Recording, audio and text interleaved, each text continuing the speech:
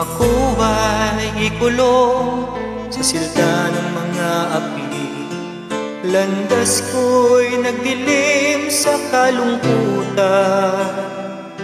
Mga mata ko'y luhan at di alam ang gagawin sa loob ng rehas na bakal. Kay hirap ipaliwanag ang katotohanan. Dukha lamang ako at walang yaman, pinaratangan ng kasalanan na di ko naman nagawa ng mga taong halamang kaluluwa.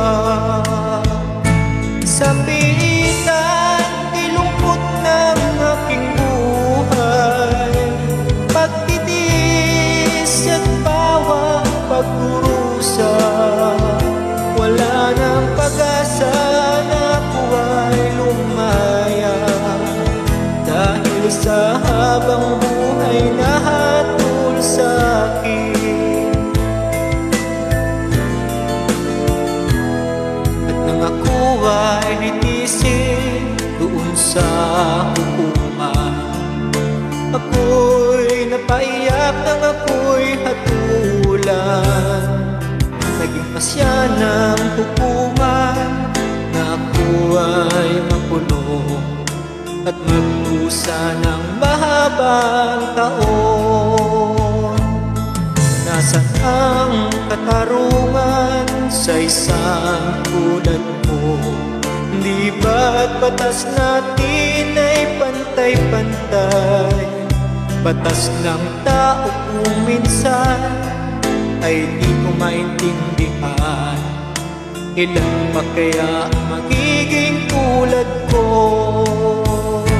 Sa piitan, kay lungkot ng aking buhay, pagtitiis at bawang pagkurusa. Wala nang pag-asa na ako ay lumaya, dahil sa habang buhay na hatol sa akin. Sa piitan, kay lungkot ng aking buhay, pagtitiis at bawang pagdurusa. Wala nang pag-asa na ako ay lumaya, dahil sa habang